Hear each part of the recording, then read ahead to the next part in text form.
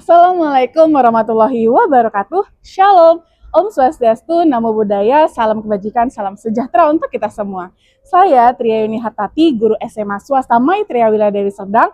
Di sini saya akan bincang-bincang numerasi dengan siswa saya. Yuk kita intip gimana bincang-bincangnya. Kayak mana lah ini? Kenapa, Fev? Tuh loh, kita kan bentar lagi udah mau VGD. Terus kan kelas kita udah sepakat mau buat tumpeng. Jadi bingungnya gimana? Ini loh, kan Miss kasih kita contohnya tumpeng yang besar. Sedangkan di VGD kita kan mau buat tumpeng yang mini. Tinggal buat perbandingan aja gak sih? Tapi kan kita harus hitung berasnya pas. Sebutir nasi kan sejuta keringat. Mana boleh kita boros-boros. Kalau nggak pas kan nanti sayang. Atau enggak, kita tanya misteri aja. Boleh juga. Yolah, let's go, bro. Good morning, Miss Tri. Good morning. Kenapa tuh? Duduk. Kita kan punya case nih, Miss. Oke, sama deh, ke handphone. Kita Kenapa mau tuh? nanya-nanya, Miss.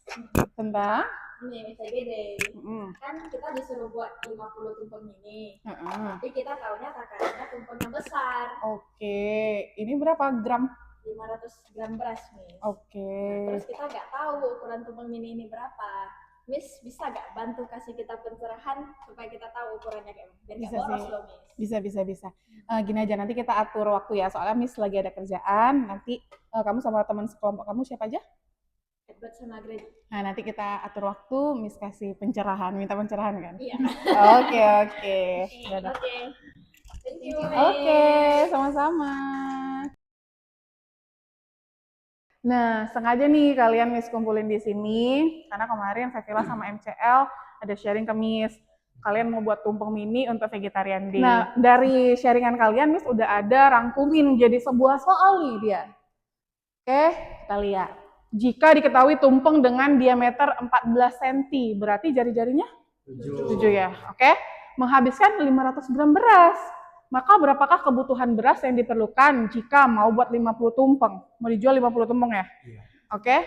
Dengan diameter 8, berarti jari-jarinya 4 ya? Oke, tingginya 10. Nah, Miss ilustrasiin ya pakai GeoGebra ya. Kita mau buat si yang kecilnya. Tuh tingginya tadi berapa? 10 ya? 10. Nah. Oke. Nah, jadi kan nampak tuh ya, kalau si tumpeng mini itu berada di dalam tumpeng yang gede itu. Jadi kita bisa ukur nih kira-kira berapa gram kalau dia tumpeng mininya.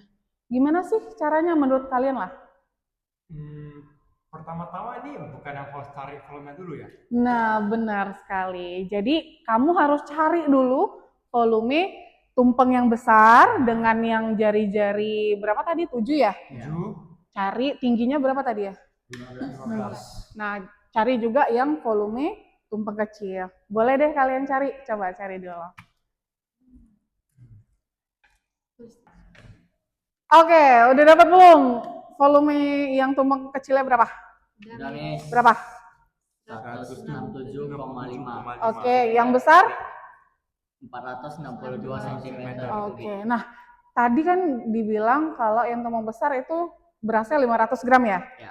Nah, kan udah ada volume tumpeng besar, ada berasnya berapa gram untuk tumpeng besar. Jadi gimana cara kita cari tumpeng kecilnya? Pakai perbandingan nggak sih? Bener sih, pakai perbandingan. Tapi pakai perbandingan apa ya? Nilai dong. Iya, jelas. Senilai ya. Miss, udah dapat nih, Miss. Kita dapatnya satu tumpeng mini itu butuh 180 graman beras. Jadi kalau misalnya mau buat 50 tumpeng mini, tinggal kali 180 loh. Berarti Iya. hasilnya 9.000 gram beras atau 9 kilo. Oke, mantap. Jadi dapat ya, langsung dapat kan. Jadi tahu 50 tumpeng itu kalian cuma beli 9 kilo beras, nggak usah lebih-lebih biar lebih hemat dan pas, ya kan? Berarti untuk cari bahan yang lain kita juga bisa pakai cara ini dong, Miss. Iya, bener. Misalnya kalau sambel nih, kalau di tumpeng besar sambelnya berapa gram? Nah, tumpeng kecil ya udah tinggal kalian hitung aja pakai perbandingannya. Jadi kalau kesimpulannya itu belajar dengan contoh dunia nyata itu lebih paham karena eh, pelajarannya tuh lebih dalam sehingga dan selain itu pun jadi gampang gitu, jadi gampang diterima karena kan memang dunia nyata. Iya, benar sekali. Jadi lebih real. Jadi biasanya matematika yang abstrak kalau dibawa ke dunia nyata dengan konsep numerasi ini, itu dia lebih real untuk dipelajari. Makanya pemerintah itu lagi galakin banget nih kegiatan numerasi seperti itu. Oke, thank you Miss udah mau sharing ke kita jadi lebih paham. Iya, Miss juga seneng sih bisa sharing ke kalian supaya kalian juga lebih jago numerasinya gitu. Oke? Oke, thank you Miss. Oke, sama-sama. Membangun kemampuan numerasi yang kuat pada peserta didik adalah sebuah investasi jangka panjang untuk masa depan bangsa. Ini membutuhkan visi yang jelas, strategi yang terencana, implementasi yang konsisten, dan kolaborasi solid antara sekolah, keluarga, dan masyarakat. Dengan mengadopsi pendekatan pembelajaran yang kontekstual, menyenangkan, terintegrasi, aktif, didukung teknologi, dan diiringi asesmen yang formatif, kita dapat membantu peserta didik untuk tidak lagi merasa asing dengan angka.